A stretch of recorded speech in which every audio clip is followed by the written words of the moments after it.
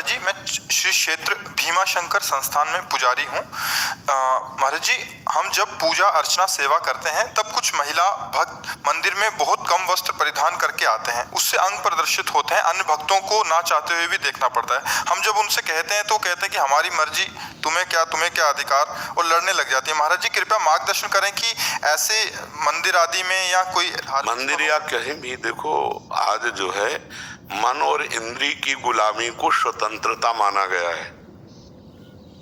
आध्यात्म के शब्दों में यदि समझेंगे आप, मन और इंद्री की गुलामी को स्वतंत्रता माना गया है। शास्त्र और गुरुजनों की आज्ञा को परतंत्रता माना गया है।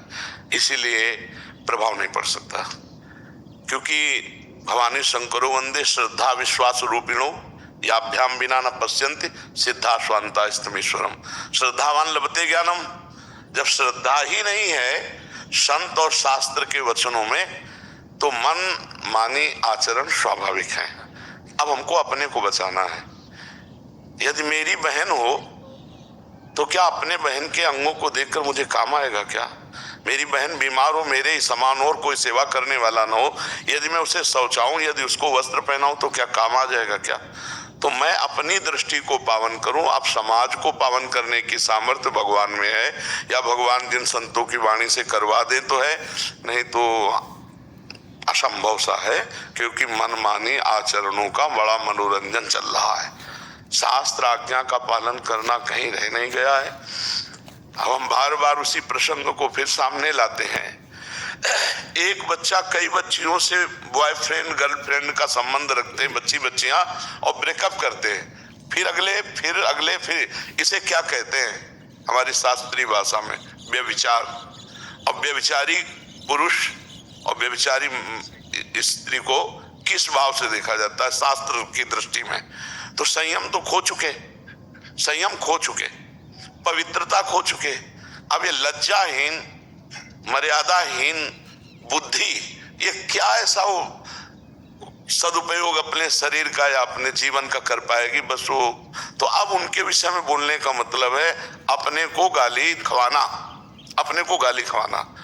तो हमें लगता है हमें अपनी दृष्टि ठीक कर लेनी चाहिए, और तेरे भावे जो करे भलो बुरो संसार, नारायण तू बैठ के अपनो भवन उभार। हाँ, तो हमारा शास्त्र और हमारे गुरु जी यही उपदेश करते हैं कि अपने आप को बचा लो। बस यही खास बात है। दूसरे को बचा ले चलोगे तो आप भी घसीट जाओगे। मान लो आप हर बच्ची को ऐसे करो तो आपके ऊपर फिर रिपोर्ट हो जाएगी कि ये गलत दृष्टि वाला है। इसलिए जिस रूप में आओ प्रभु आप ही हो। हाँ, कोई आपसे पूछे तो उपदेश दे दो, लेकिन समझने वाला कोई है नहीं, समझने वाला कोई है नहीं। हमको अपने आप को समझाना होगा।